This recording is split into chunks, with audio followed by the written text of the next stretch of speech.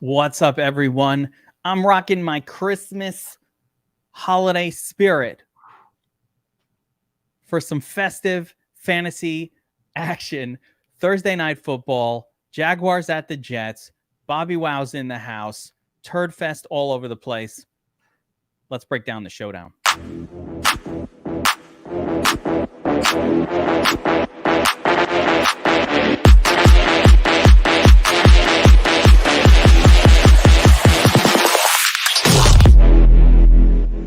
Kevin Allen, aka the Geek from DFS Army, and I have Bobby Millions here, Bobby Moneybags, here with me to break down another showdown. Bobby, it is week 16. We're coming towards the end of the season.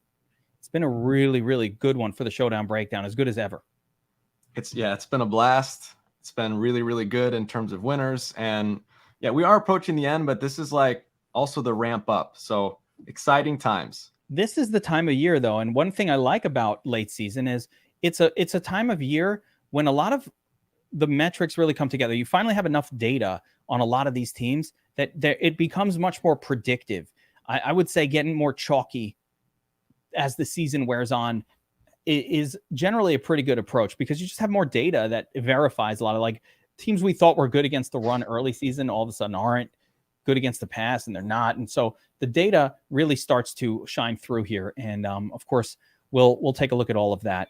But let's talk about this game on Thursday night between the Jets and the Jaguars, my beloved New York Jets. So, Bobby, you said there's some injury situations you're monitoring. Tell me what's going on there.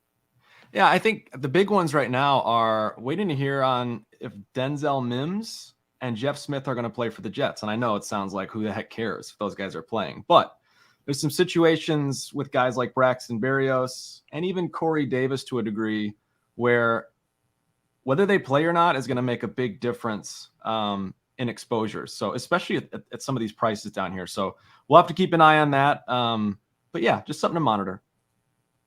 Absolutely. Yeah. Those two players are secondary, but Jeff Smith had a big game for the Jets kind of last week. And oh man, you never like to have to really think about a Jets team with Zach Wilson at the helm. It's never a good scene.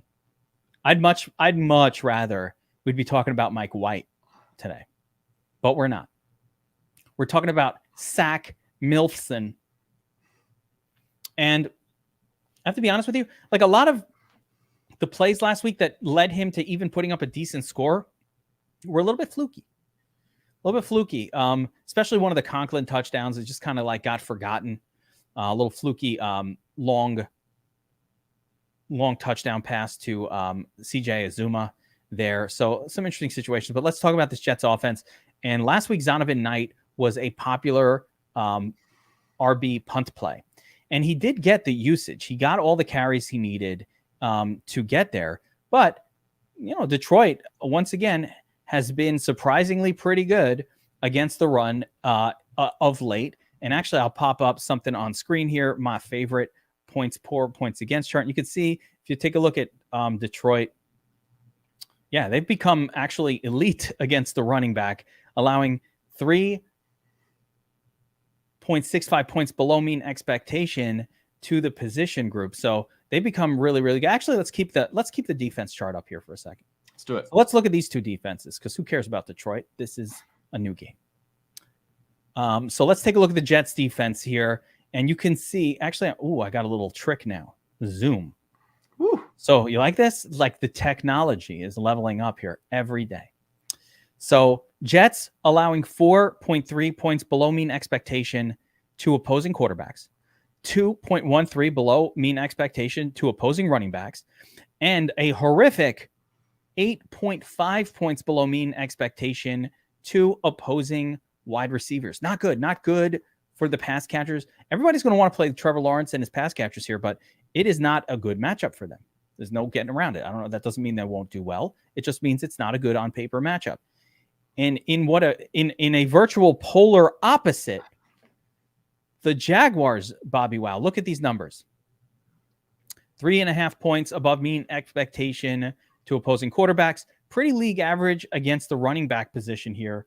And then a horrific 4.8 points above mean to opposing wide receivers. Again, only 3 or 4 teams worse than the Jaguars in terms of limiting fantasy points to opposing wide receivers. So that's the backdrop defensively for this one. Now let's jump right back into the matchup here. So obviously it's a good matchup for Wilson. It's a good matchup for these pass catchers. I just wish they didn't suck so much. And by so much, I mean Wilson. These pass catchers are pretty good. Okay. So, but let's start with Zonovan Knight. So again, 50% of the touches last week, but 50% of the snaps last week, but 77% of the rushing game work. Not a ton of passing game work. 4% target share compared to Michael Carter, who did get a lot more passing game work, but an equal number of snaps compared to Zonovan Knight. So how do you break down these two running backs for tomorrow's game?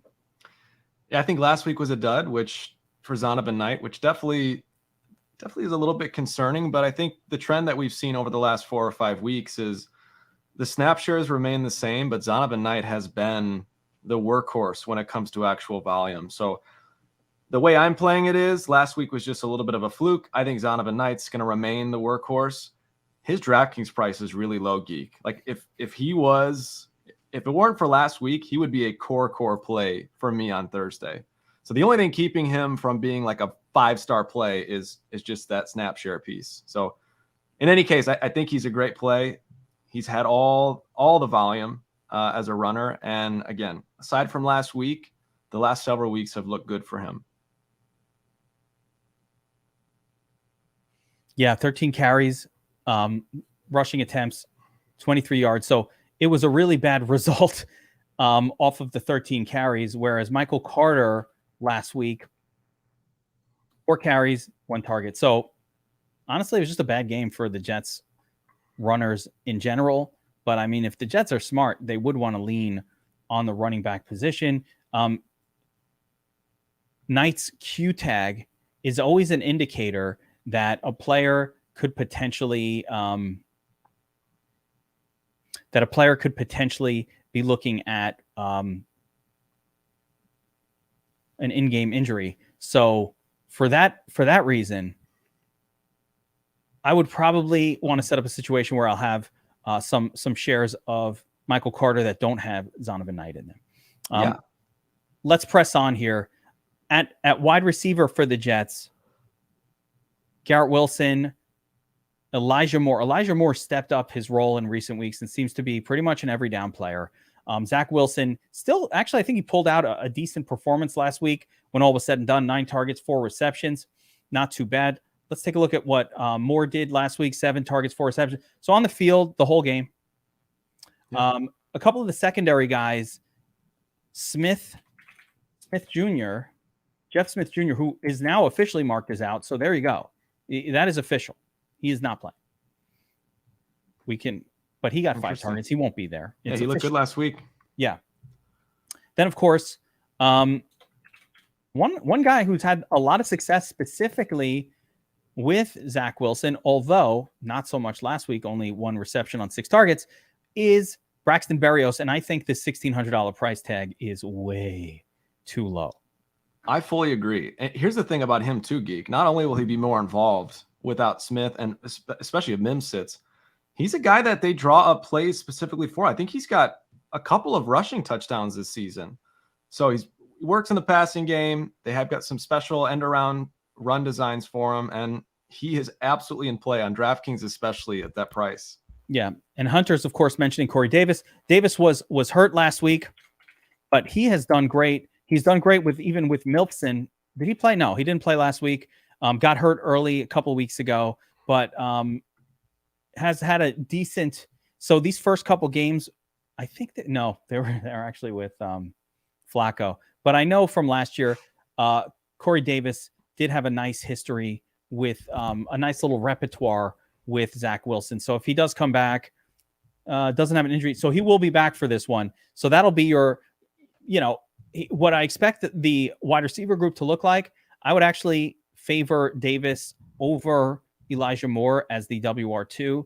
A healthy Davis should pretty much maybe even be the alpha. And it would not surprise me if Corey Davis saw the most targets of any of these guys. You've got Garrett Wilson and Elijah Moore as your 2 and then 3, with Braxton Berrios being mixed in more of a specialty role, but where he will get lots of snaps and he should be on the field quite a bit. So that's how I expect the Jets wide receiver position to go down. Now, the other situation to look at is tight end.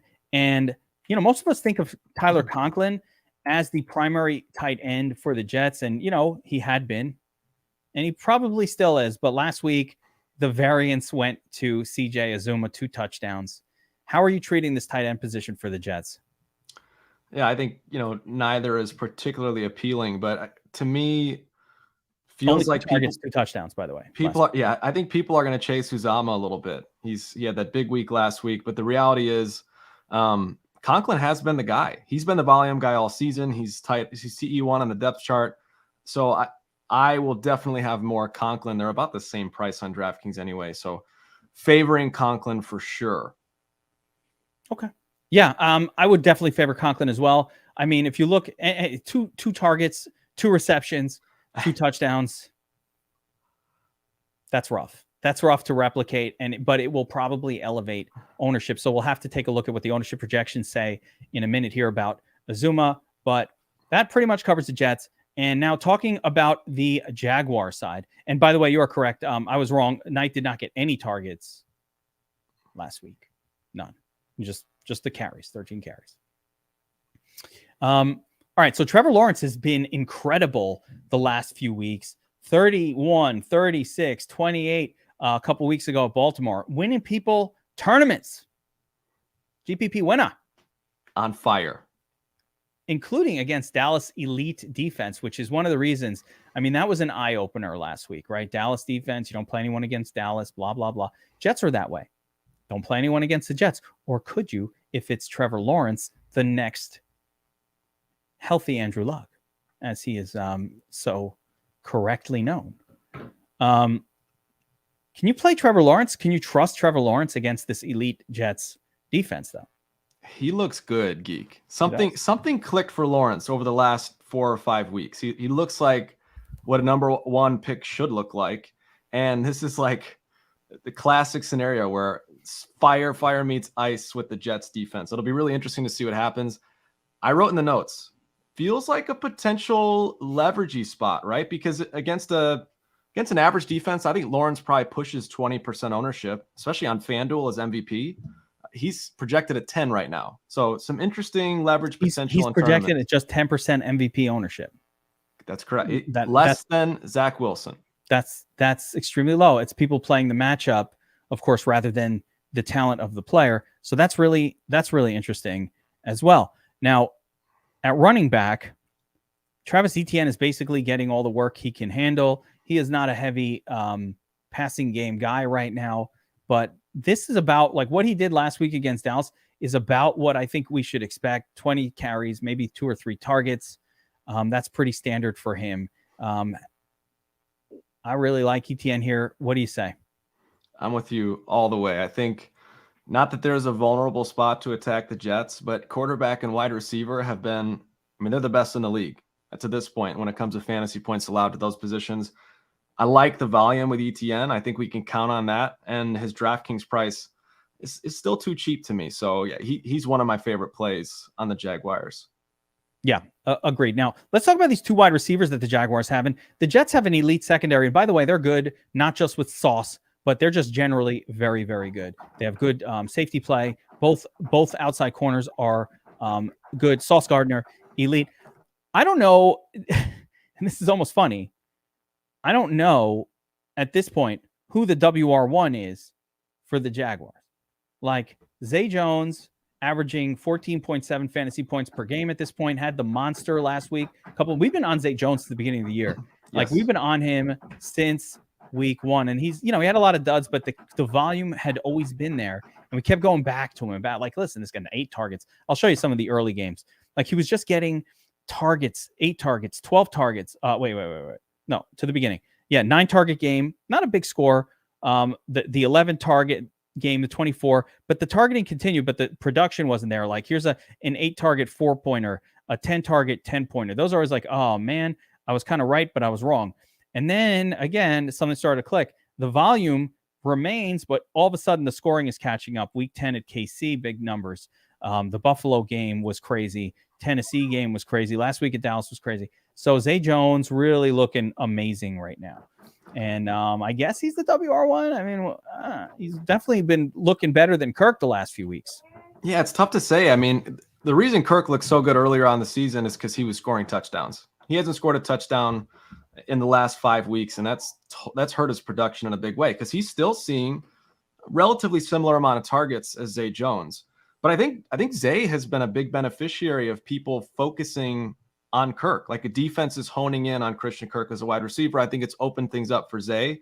I think the same thing could happen here against the Jets. He's a guy that can put up big numbers on just a few number of plays. And so he's shattered career highs at this point. So he's been unbelievable. And I think you're right. At this point, he's probably the number one. Yeah, really impressive. And you know, it's important to note because wondering who the Jets will choose to sort of put, I like this, the flippening, you know, flipping the WR1s. But Kirk, you're right, has been fine. 10 targets last week. He's still getting volume. The question comes in who the Jets will want to put on Kirk. Is it Sauce? Is it not Sauce? Right? The CB2 who I can't remember. Right? So that, of course, is going to be an interesting one for this game. And I think either of these wide receivers can pop off, but at the same time, keeping in mind that the Jets are specifically very, very good at limiting opposing wide receivers. Even Justin Jefferson did not have a great game. And we were off Amon-Ra St. Brown last week, and that worked out just fine, right? So fading wide receivers against the Jets is a good point.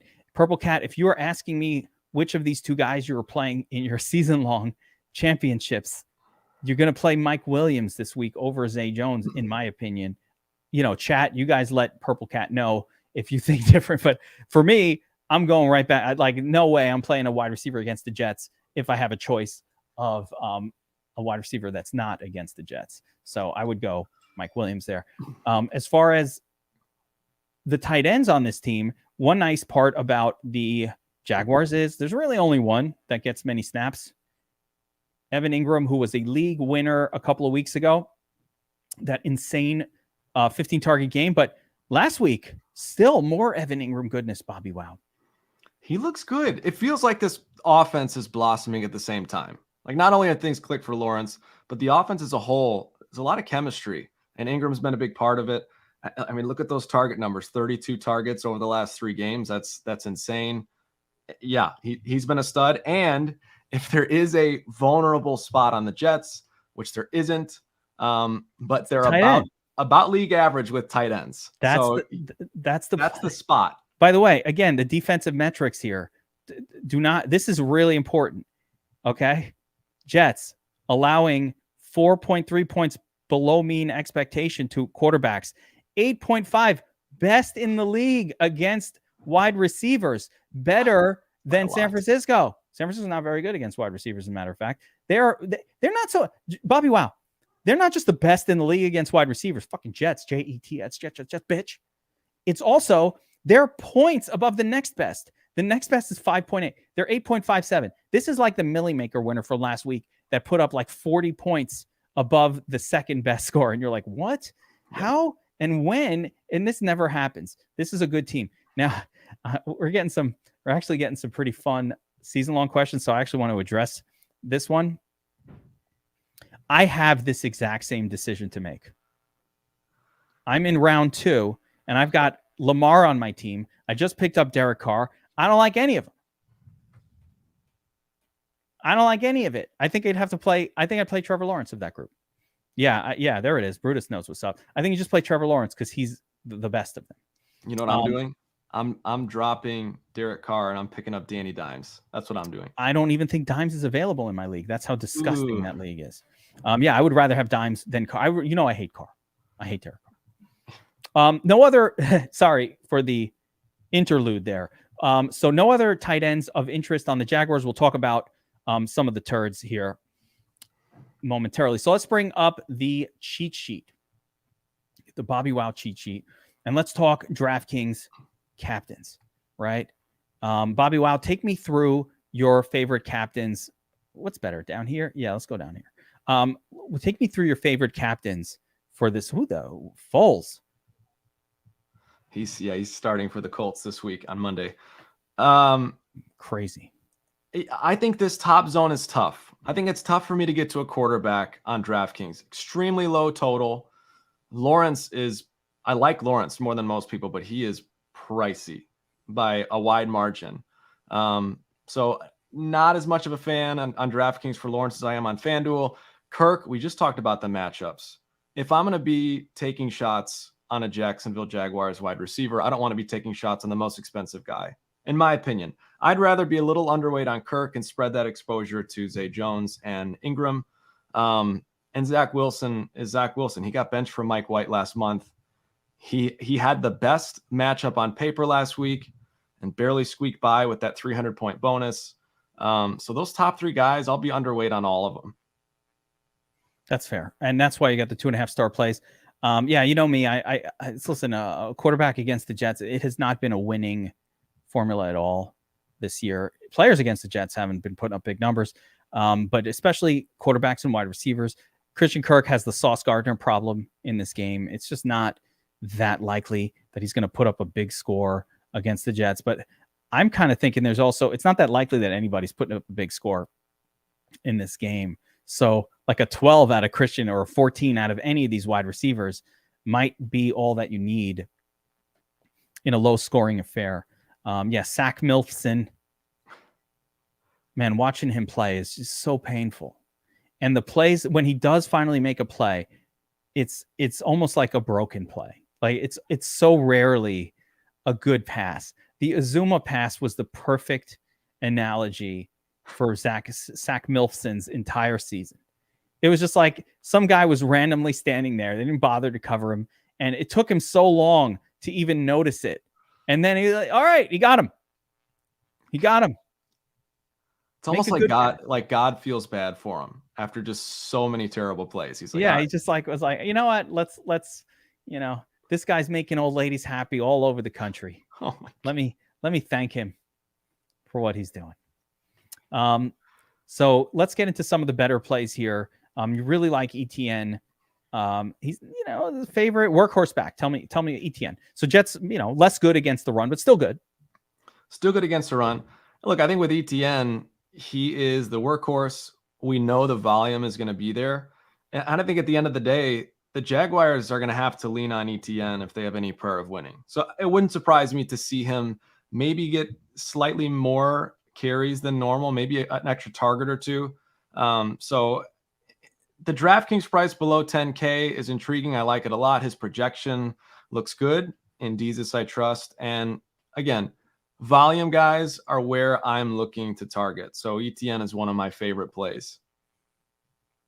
I like it too. I mean, listen, he's the number one back on his team. We're certainly going to like him even more on FanDuel than on DraftKings. I wish he got a little bit more passing game work, but that, you know what? I keep thinking this about Etienne is that like, he's a pass catching back. Like he come out of college with that on his resume. He just hasn't done it yet. One of these weeks, there's going to be like 8 targets to Etienne or 9. And you're going to be like, oh, and then he's going to go crazy. And why not this week, right? It's tough to move the ball down the field with your wide receivers. Not easy to run. This could be one of those dump off games where he catches 4 or 5 passes. Maybe they get down to the goal line. He punches one in. That's all it would take, Geek. It's not, doesn't need a huge game here. You know what Travis Etienne is making me feel right now? Hopium. Oh, so good. A little hope that they throw to him a little bit more. Feels good.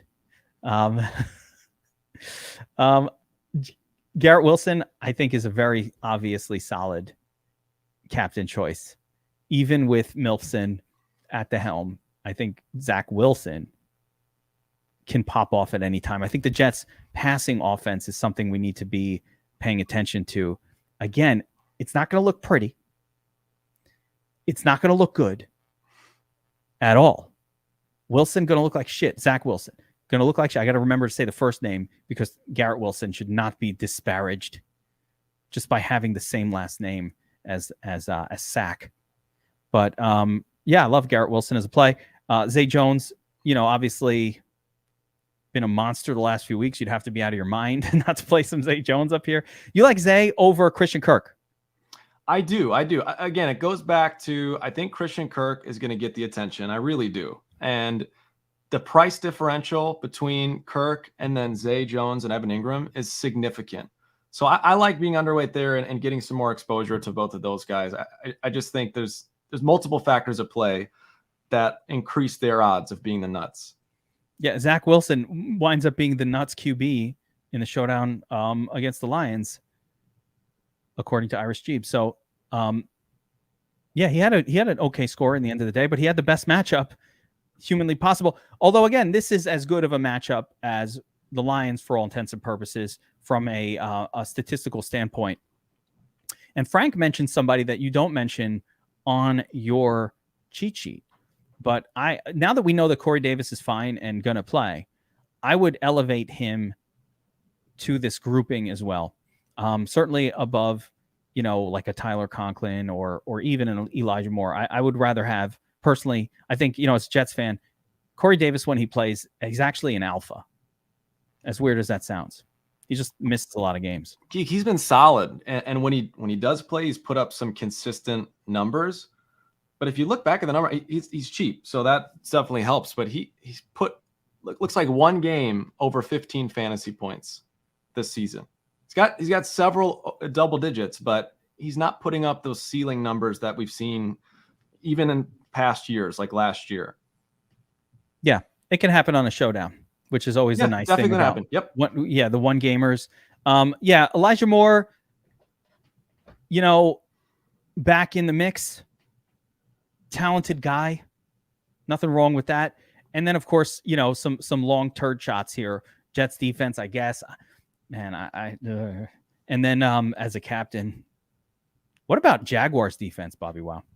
I put in the notes, you can play either of them. I don't love it, but this is the type of game that we want to target defenses for. If we're going to take shots as captain for a defense, we want a low scoring game. We want a game with inexperienced QBs. This one checks the boxes. One of my one of the things that I ask myself, just generally in life, what would Bobbywow do? Just all situations.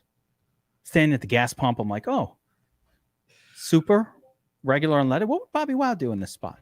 I always ask myself that, and I start to get into your brain a little bit and figure it all out, right? And the ultimate, what would Bobbywow do, is the Tyler Conklin play. Like, the only reason he made it to the captain, even as a tart throw, is because you're thinking all these people that might want to chase Azuma, I just want to go against them.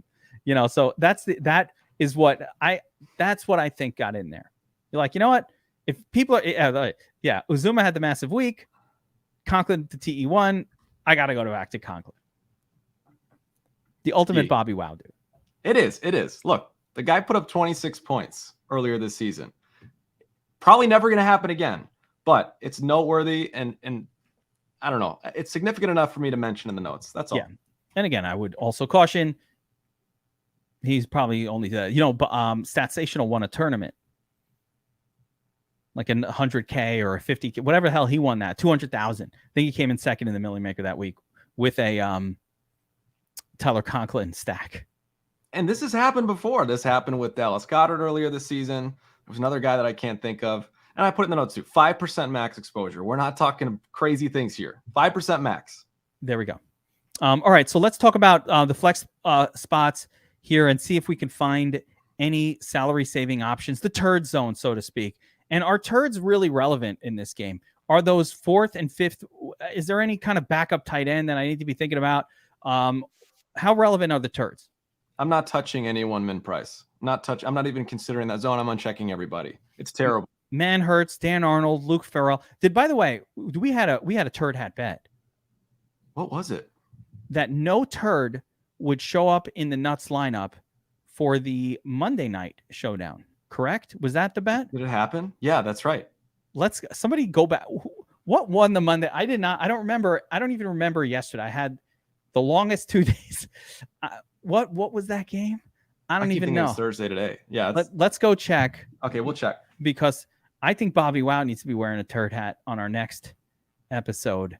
if I'm correct and no turds were a part of the Monday night showdown. Guys, let us know if you see if you can take a look at the winner of the Monday showdown and let us I forgot.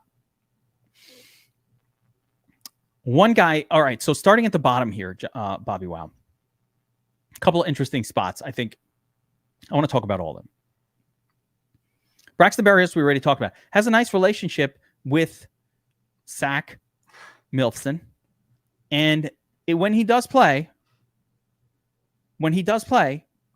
he tends to, like if he gets some work, he could definitely get there. 1,600, he does get an end around or two almost every game. He's just in the game a little bit.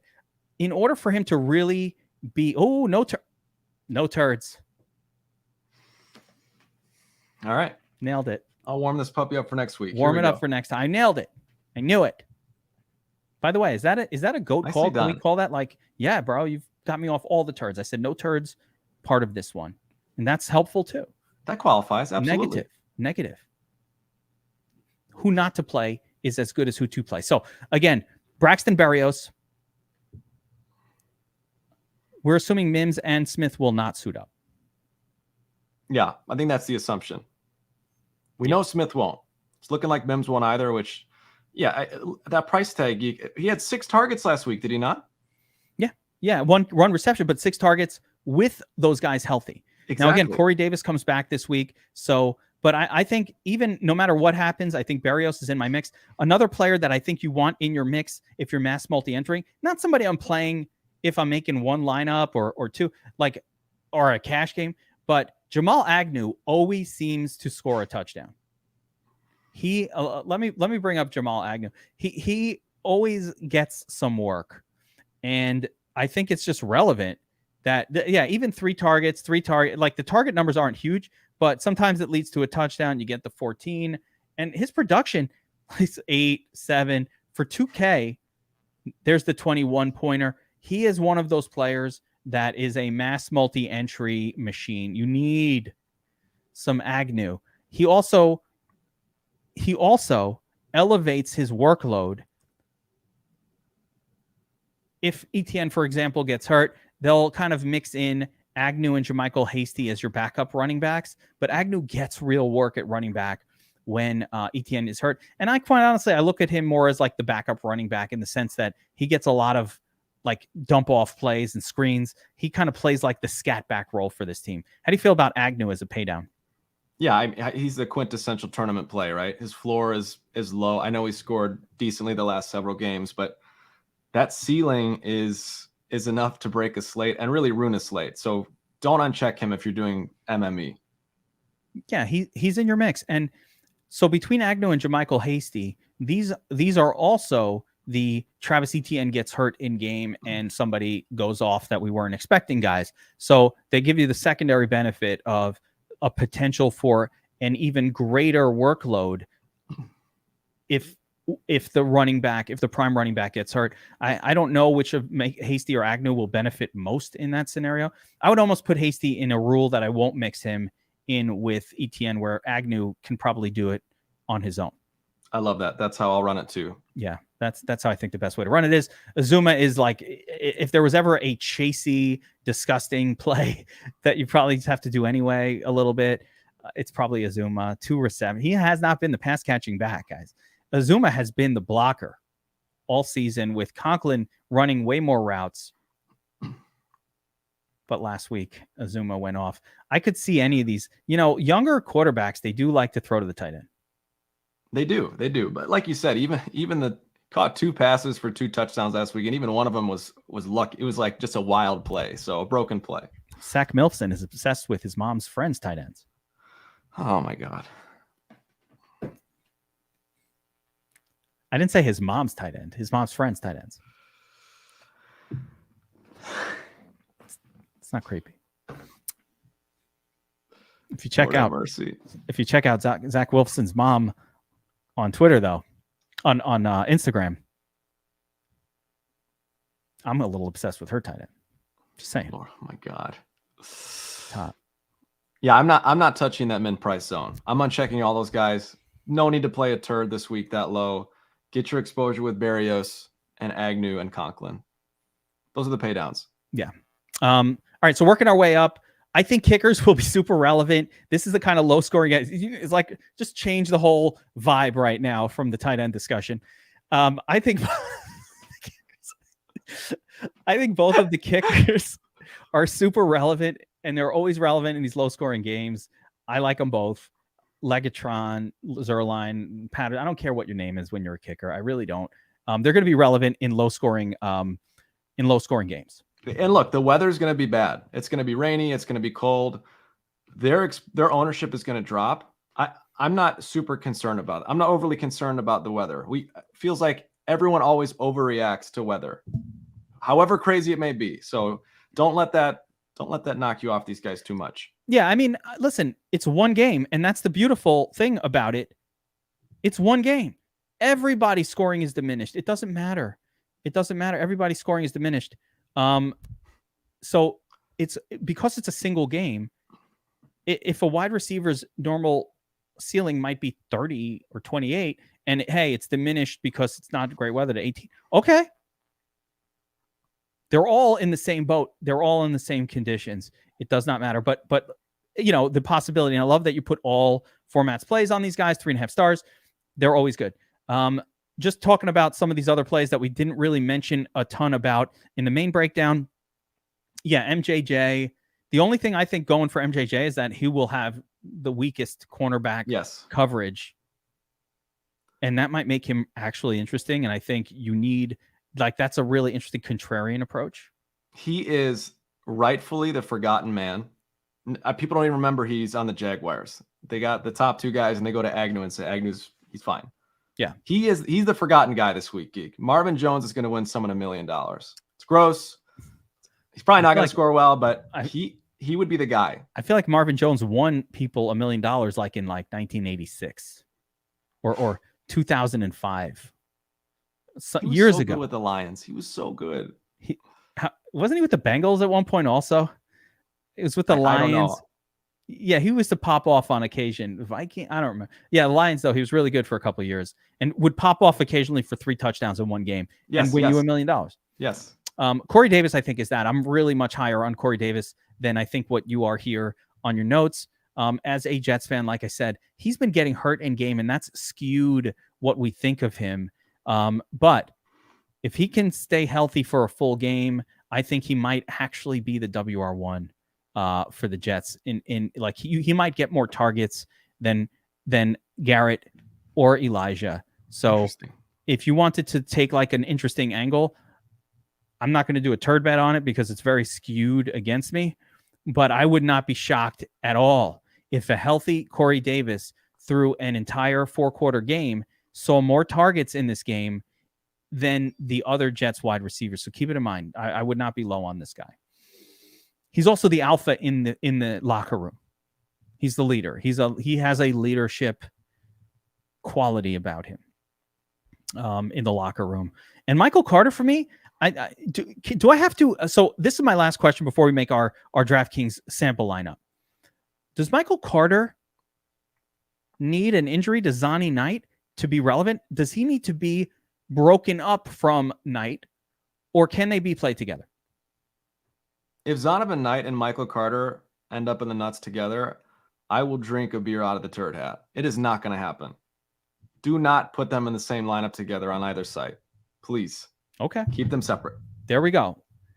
One or the other, not both. And there, again, I always like to build showdown lineups. Or you always say this, but yes, I always say it, and I like to remind you every time. That way I can take credit for the once in 5 times that it actually happens, in fairness. Everyone's like, he called it. No, I always say it. But if Zonovan Knight gets hurt in game, then Michael Carter's role explodes, and he becomes a really good option that could win you not just as a flex play, but even a potential captain play. So if you really like to be contrarian with your captains and you want to get all kinds of crazy with it, like Michael Carter played for a scenario where Zonovan Knight gets hurt. What happens if Knight doesn't get hurt? Then you're not winning. And look, here's the reality. Michael Carter is on the field for half of the snaps. Yeah. He could break one off. They could decide to ride his hand, but I definitely will not be playing them together. That's right. And he gets the snap. So let's make a quick DraftKings sample lineup. I'm gonna let you drive the bus here on this one. Bobbywow, and then we'll talk some FanDuel for the FanDuelers out there. All right, how are we starting off our lineup here? Let's start with Garrett Wilson, captain. G-dubs. Oh, I need to enable that. Garrett Wilson, a relatively inexpensive 9K. Not too bad. Good starting point. Too cheap. You should be over 10K on DraftKings. Who do you like in here? I always play a kicker. So I always like to go and just plug in one of the kickers. Why are there three? Which it's Patterson and Patterson. Zerline. Yeah, it's Patterson, right? So let's use Jaguars kicker here for a second. The Jets are really good at stopping you from putting the ball in the end zone. I really, really think these kickers will have a good day. So this is a drive stalling game. Perfect drive stalling environment. Especially the Jets. That's what good defenses do. So we got our kicker and we got the Jaguars kicker going up against the better defense. From here, I think you plug in Travis Etienne as sort of the, how do you not play Travis Etienne? What do you think? Yeah, I like Etienne. I like Ingram as well. Rohit, what are you hearing specifically? I'm hearing rain, maybe a little wind. So give me a weather report, a real weather report for this game tomorrow night. I did look and I saw some rain in the forecast. I did not see snow but are we looking at elevated wind? If the wind goes up, I guess I would change. But for a little bit of rain, that's not going to affect anything. As a matter of fact, it makes me like the running backs more, and it just makes the game seem exactly like what we think. It's a low-scoring kind of stinker. But Patterson kicker. Milfson? I'm probably plugging in Etienne and Ingram before him. You know what? Let's plug in Ingram. I think Ingram's a really good play. And the other one is, for me, Corey Davis. Corey Davis is pretty much going to be in a lot of my lineups. I like his price. And once you win 17, maybe some wind. Yeah, it's raining. There's an eternal 25-mile-an-hour wind at Soldier Field. I'm not that worried about 17 miles an hour. Bad. Yeah, this isn't too bad. It's not great, but it's not too bad. 9,600 left. Trevor Lawrence hanging out up top over here. We got Zay Jones. How do you make a lineup without Zay? And of course, we can afford Etienne. Now, at this price, I can't do Wilson and Etienne. I'd have to do two of the three. Yeah, it is windy. You can go Wilson, Zay Jones if you wanted. I think I want to get the running back in here. Did we put in? Wait a minute. We already said we love Zonovan Knight. Let's put him in there. And then I'm going to go Etienne. Not even. Over T-Law. I mean, if we want, we could put T-Law in there, but I don't like T-Law without any of his pass catchers. So, there's Evan Ingram. Yeah, I don't love it. I think I go Wilson in that lineup just because Garrett Wilson's captain, and then you got Corey Davis in there as well. That's kind of how I see it. I might take Knight out and put Zay Jones in, but some variation to that lineup. Yeah. I don't want to give the a final lineup, but this is an approach that we can use this week. So if you're, of course, playing Garrett Wilson and you're right, and Corey Davis in the same lineup, at that point, you probably should have Milfson in there. And then I think the running back for Jacksonville, and, I would probably favor like an Evan Ingram to close this out if I can make it work, which this one didn't, but. It's worth reiterating one more time, Geek, that because of the game environment, this is not a game where we need touchdowns to be scored for those scores to be capped and considerable. So this is a slate where, yes, I still like having Wilson in there when there's two or more pass catchers, but don't feel forced to, because those guys could catch 10 passes for 90 yards and that could be the nuts without a touchdown. So yeah, the wide receivers don't need to score. Hunter likes the original leaving 2K, and I kind of like that one too. Also, your first lineup sometimes your best line. Go with your gut. Yeah. All right, let's talk a little bit of FanDuel. And by the way, especially on a slate like this, there it is from the numbers man himself. In these low-scoring games, it's not uncommon that leaving salary on the table is the nuts approach, especially on both sides, but especially on DraftKings. So can't be too scared to leave money on the table in a low-scoring affair. High scoring games, that is much less common because you always have these quarterbacks who look like they're going to smash. All right. Let's talk a little bit of FanDuel, and we'll go through the MVP position. We already talked through a lot of these players. So take me through the MVP position on FanDuel, Bobbywow. Yeah, there's some punts in here. The core MVPs for me are Lawrence. I guess you could call Wilson an MVP, core MVP. Etienne, both Wilsons, and then also Zonovan Knight. So there's 5 guys in there that I'll be using primarily at MVP. And again, quarterbacks and running backs. That's just about all of them. Zani. This is where I was talking about the leverage with Trevor Lawrence. Like, he's very expensive on DraftKings. I think it's going to be a lot tougher for him with PPR and his price to end up as the captain. Nuts. But on FanDuel as the MVP, I think there's a lot of different paths that could lead there. So the matchup sucks. It's terrible. But Trevor Lawrence at 10%, 11% projected ownership with how hot he's been, how good he's looked. I will take some leverage on that every time. Or Sack, 11%. Also really, really low owned relative to what quarterbacks generally, the win rate of quarterback MVPs on FanDuel. So there's a lot of leverage to be had on those two. And I love that you put 4 stars on Lawrence. You know, he's very expensive as well. I think that's holding him back a little bit.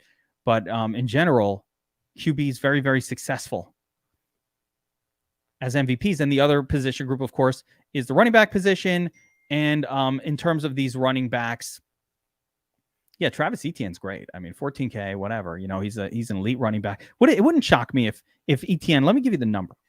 Please. Etienne scores 20 fantasy points in this game, gets a touchdown, 115 yards, some receptions, total yardage, and has the highest raw score of any player on the entire slate. Yeah, absolutely. He could be the MVP at 16 or 17 points. And he has the best touchdown odds by a relatively wide margin. I'm going to give you another long shot, and this is a very long shot.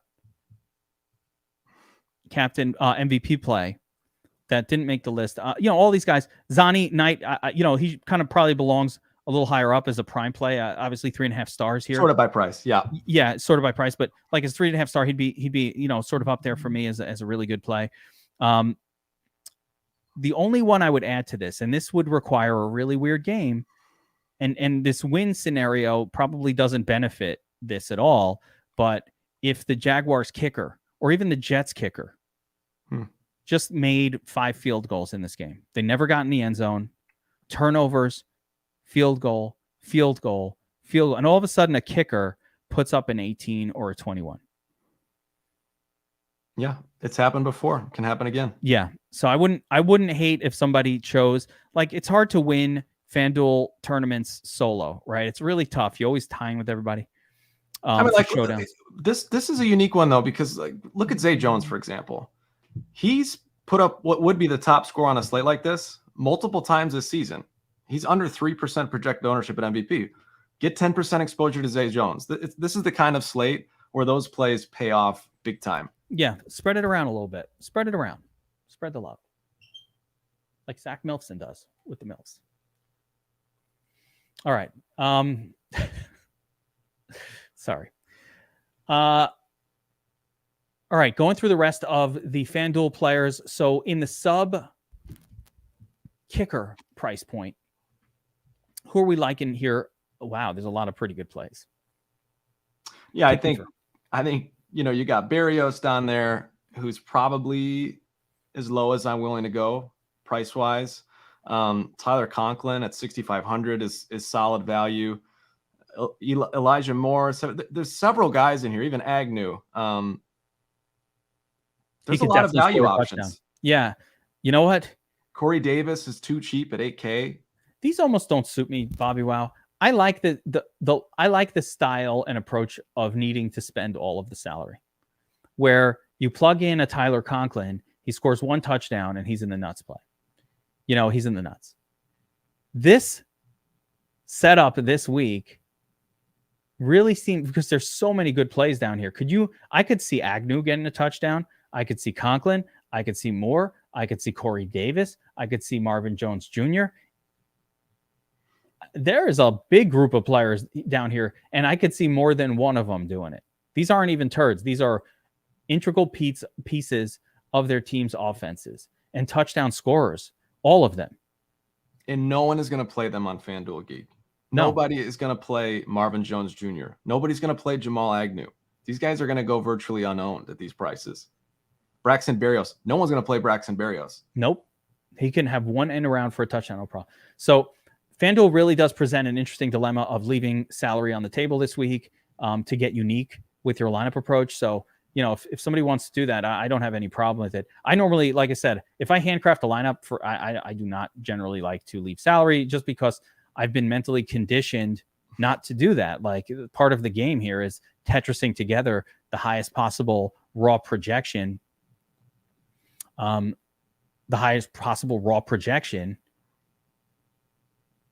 using the salary cap. But so when you're leaving salary on the table, it like goes away from that approach, and it doesn't suit my personal game very well. I'll be honest.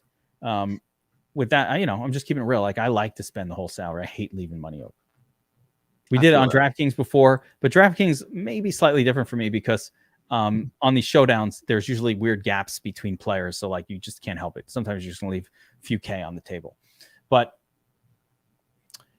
where do we start a lineup? Who's our MVP? Let's start with T-Law, just because I'm curious pricing-wise how it shakes out. Getting him in there in some capacity. So we play Lawrence. We need a pass catcher. Kirk, Jones, Evan Ingram. I'm probably going Zay Jones. Okay, Zay has been great lately. Ingram. Yeah, they're both about the same. Man, Ingram's priced up. He's expensive. 3 weeks ago, Ingram was like He's turd, 8K, basically. 7K. 2 weeks of good production, and now, it's so funny how this happens. But all right, let's play Zay Jones in the W2 spot. Where are we going next? The kicker? Always like plugging in the kicker. Let's switch it up and use Legatron for this one. Maybe throw Corey Davis in there. Yeah, I love Corey Davis. He's your guy. Yeah, I love Corey Davis. And then you can spend whatever you want. And look who's hanging out here. There we go. Etienne, Wilson. Some variation of this looks juicy, Geek. I like it. Should we use this?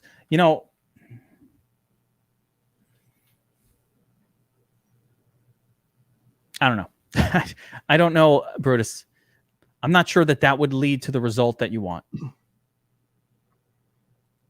Yeah, I wouldn't do that. I wouldn't set a rule for it necessarily, but I would do things like increase my randomness setting, increase my uniques. If you're seeing you're not getting unique enough or as unique as you'd like, I would do those things first. I wouldn't set a rule to make it happen. That's fair. All right, big one. We got a big Saturday slate going this week. Christmas Eve, Christmas Day, 3-gamer. Are you playing on Christmas Day? No. You have to. You're playing.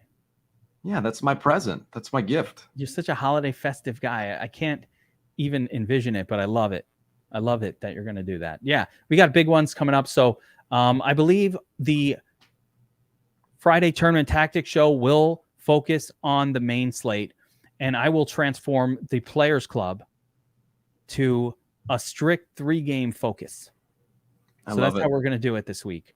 We'll get Tournament Tactics on Friday. We'll focus on the main slate. I just recorded the game plan with Statsational as well, kind of looking at the Saturday slate. So we'll have that posted here on the YouTube channel really shortly. And then I think the best way will be Players Club on. Man, I hate doing it during the games. I want to watch the games. Maybe I'll do a. It's always tough. I don't like to have the streams during the games. Well, let me think it through what we're going to do for the Sunday slate, where maybe I'll try to do it on Friday so I don't have to overlap those games. But man, until those games start, my focus is going to be fully on Saturday main. 1,000%. Yeah, it's really tough to look to Sunday when you're still so excited. I do like the Sunday slate though as well. There's like only one game that looks good at all, and so you can really go overboard on the chalk in that one. So, but I haven't dived too deep in yet. We'll see what we do there. All right, that'll do it for this one. Showdown breakdown. Where my turds at? Bobbywow will have a turd hat on next time for losing the turd bet. Yes, I will. Can't wait. And we appreciate you guys for checking in. Like, subscribe, notify, all those good things on the channel. We appreciate you guys getting the word out that you like this show. And if you want to check out DFS Army, of course, use these tools and all the great stuff that we have available to you. Make sure to do so. Promo code Geek gets you 10% off VIP, $69.99, $69.99. Everything we do. All Love in one shot. All right. I'll see you guys next time on another Showdown Breakdown. Take care, everyone.